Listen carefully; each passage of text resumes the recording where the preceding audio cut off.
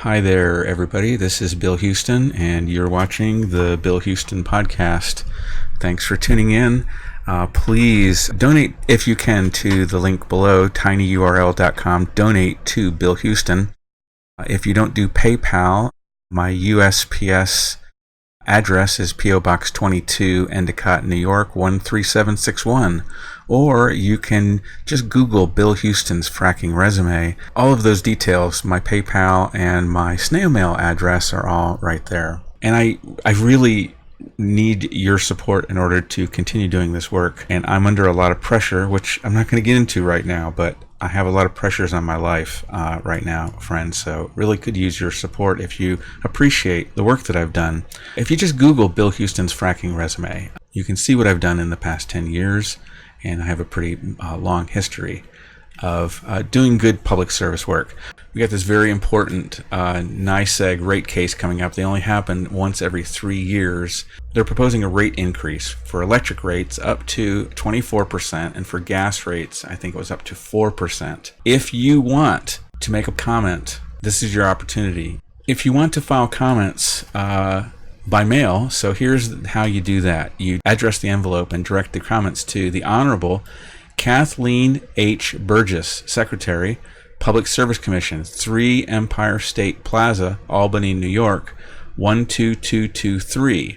You can call the opinion line, 1-800-335-2120. That's 1-800-335-2120, 24 hours a day. Comments provided through this line are not transcribed, but a summary is provided to the ALJ and the Commission for their consideration.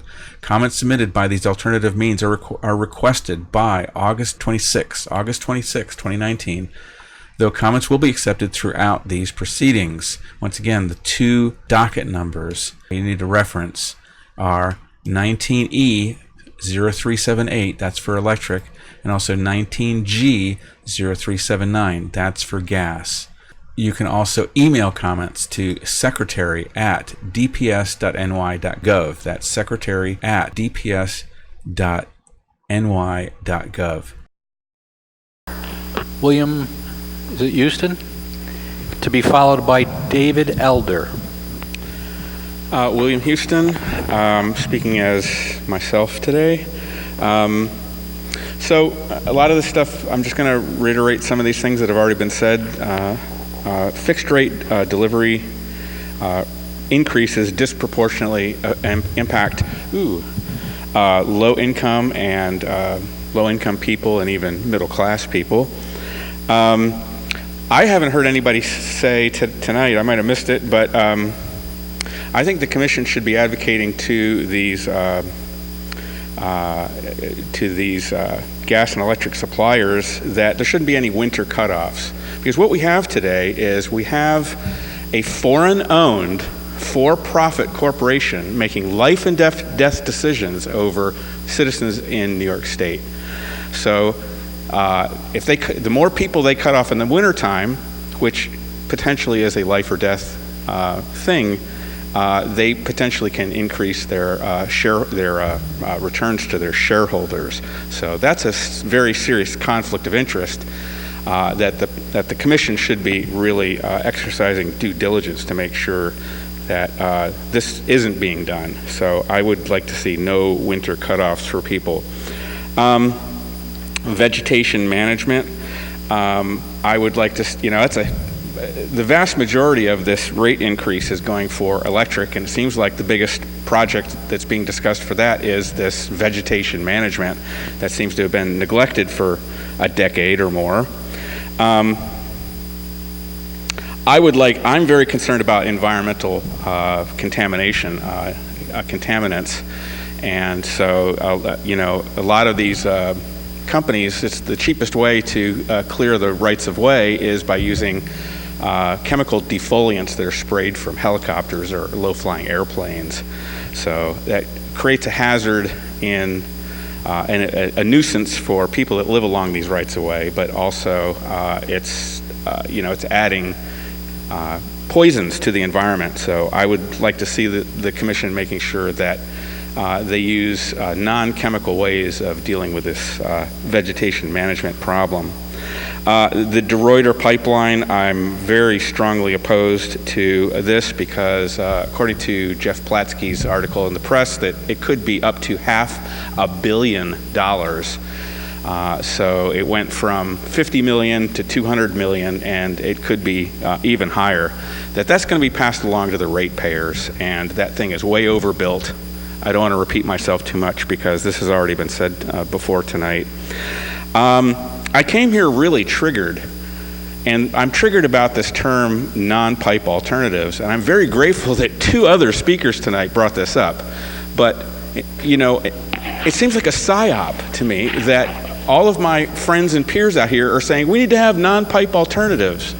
The term non-pipe alternative is, in my opinion, a public relations campaign that was developed along with some of the environmental NGOs that are doing business in New York State in order to push this brand new way of delivering gas. And it's by, I call them bomb trucks, but people get mad at me for some reason when I use that term, even though I think it's technically accurate.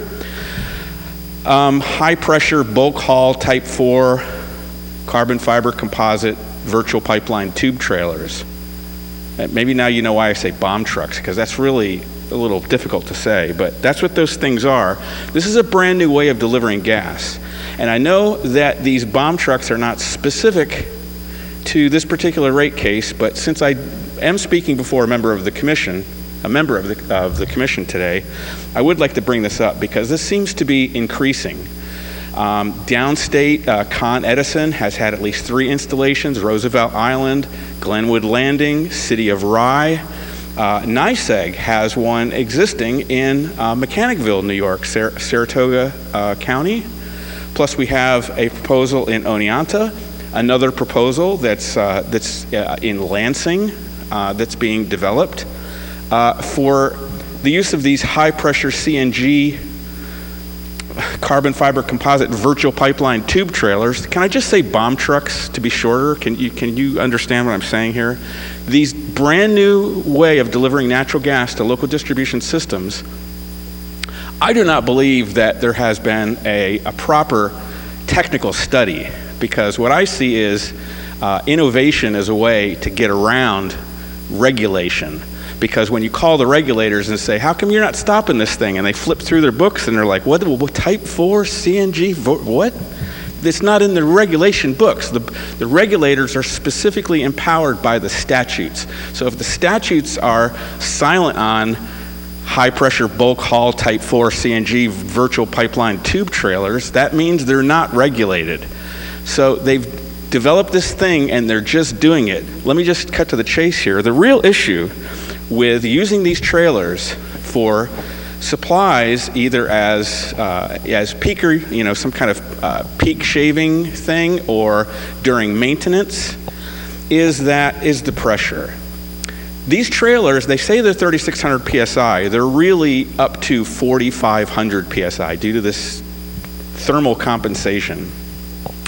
They fill the gas, they fill the trucks hot, so they actually have to increase the pressure to get the same gas mass. So 4,500 psi is extraordinary pressure. It's about 3 times the pressure of a state-of-the-art buried steel pipeline, buried in the ground, 3 times. And these things are like shooting around at 70 miles an hour down our county roads, our interstates. They're going through rural neighborhoods in Otsego County and in Shenango County. Besides the fact that these trucks are dangerous on the roads and they have a high center of mass, which means they like to flip over, the other problem is the pressure. The pressure when you it's called the Joule-Thomson effect. When you compress gas, it is exothermic. It generates heat. When you decompress gas, it's the other way. It generates cold. We have not, natural gas local distribution systems for 70 years have taken gas off transmission lines that are maybe 1,000 psi. These trucks are 4,500 psi. The problem is that this creates, unless this system, these decompression skids are designed to, a very high safety factor, an engineering safety factor, and I don't think they are. I think that they're just slapping these things together because they can, and there's no oversight. So I'm asking the commission to really look into this, even though this is a little off topic of this particular rate case. But the problem is if you inject cryogenic gas, which means temperatures between minus 170 degrees Fahrenheit down to minus 260, yes, it is possible for these tube trailers to accidentally, something goes wrong with the heater unit in the decompression skid. We can get LNG injected into natural gas local distribution systems. What would that look like? I'll tell you what it would look like. It's going to look a lot like Merrimack Valley, where we had 130 structures in 3 towns blow up all at once. And I think that these trailers were involved there. But anyway, getting back to this rate case, let me just, so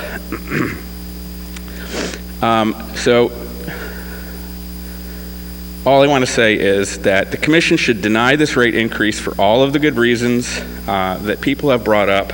The commission should advocate for the ratepayers and for the goals of the CLCPA, and under no circumstances should, due to the severity of the threat of mass extinction due to climate change, the commission should be putting the kibosh. I mean, this should be like a freight train doing an emergency stop. That's what we should be doing with natural gas infrastructure projects. Put on the brakes. No new gas infrastructure projects. Please deny this rate case. Thank you. Thank you.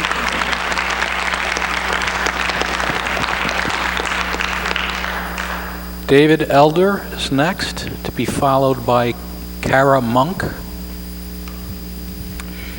Hey, I'm a NYSEG customer living in Vestal, and I seriously question the justification for NYSEG's plan to spend multiple hundreds of millions of dollars on natural gas infrastructure. I have read that NYSEG finances such projects with 50 to 80-year loans. So if the company is allowed to proceed with this project, that means that ratepayers will be paying off those loans and the interest for up to 8 decades. NYSEG should not be pushing natural gas as smart heating. Smart heating is actually, genuine smart heating is air and ground source heat pumps. I have a good friend who lives in a rural part of Broome County, and for decades she has depended on oil heat. And then a few years ago, she installed an air source heat pump, not a ground source heat pump, but an air source heat pump. And since she did that, she's no longer spending a fortune on oil every year to heat her house. She told me that she spends about $1.50 a day on average in the winter, extra, on electricity for the heating, which is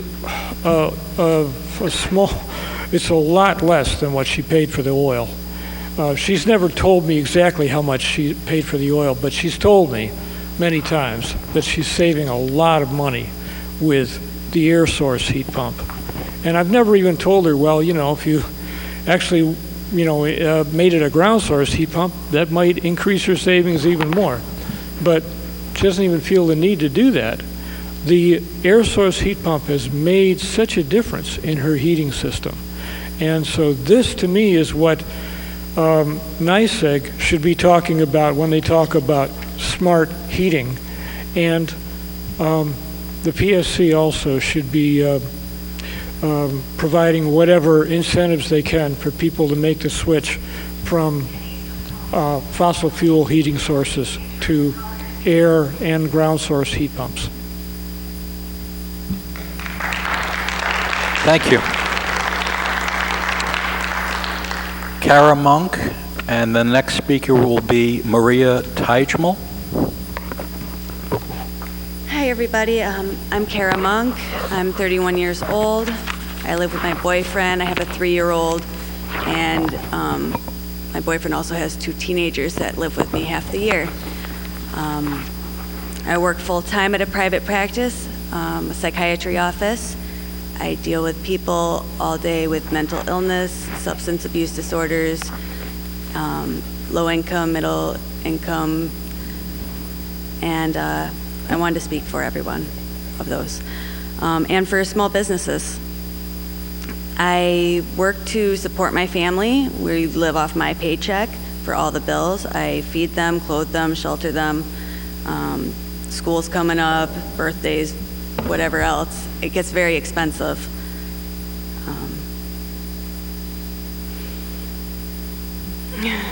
Paying for a family of 3 to 5, depending on the day, off of one regular paycheck is difficult. And I've never been more well off than I am right now. I've worked minimum wage most of my life, and if you get a little bit more money, then you have more bills to pay. And now NYSEG is proposing an increase. It'll affect a lot of people's lives. NYSEG's prices and bills are so confusing and expensive as it is. They're a monopoly. We can't change who our supplier, or we can change who our supplier is through using an ESCO company, but we can't change who delivers it. We, the general public, we don't have options to go through other than NYSEG. They're the people that we get the bill through. They're the ones that make payments to. They're the ones we have to call when there's an emergency or a problem in how much they charged us or how much they took out of our accounts. I had to be double charged one time and fought with them to get it back. They said they'd send me a check in 6 weeks for the double payment, even though it overdrafted my account. And they took it automatically. That blew my mind. I would have owed them again. Anyway, we're at the mercy of this company if we want such basic necessities as heating and lighting. If they don't get paid, it only takes so long before shut-off notices arrive in the mail or are taped to people's doors. They're confusing, they're full of unknown charges that you have to really look up and guess that they have the right to charge them. There's surcharges, transition charges, demand charges, meter servicing charges. I don't think anyone serviced the meter of my apartment ever. It's dangling off, it's rusted. You can barely see the numbers. And they get the reading of it wrong every single time, it seems. And I have to call them to fight with them.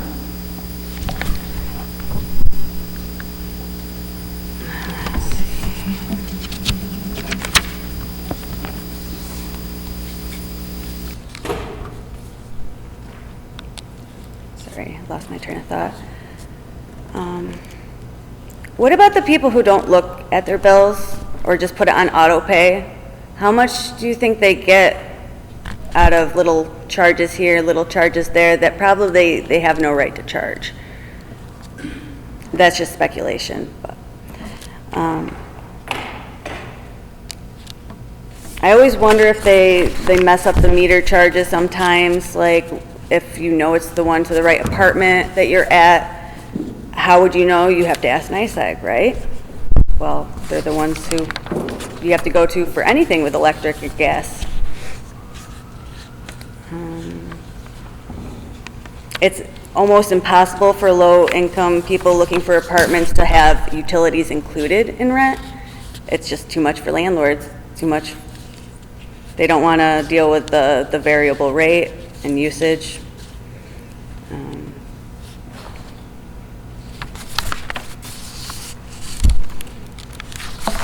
For the business that I work at, Contemplative Medicine, it's a private practice psychiatry office. I worked there since November, and since then I've had to research different ways of saving energy to be more efficient, save on gas and electric during winter and even through the summer.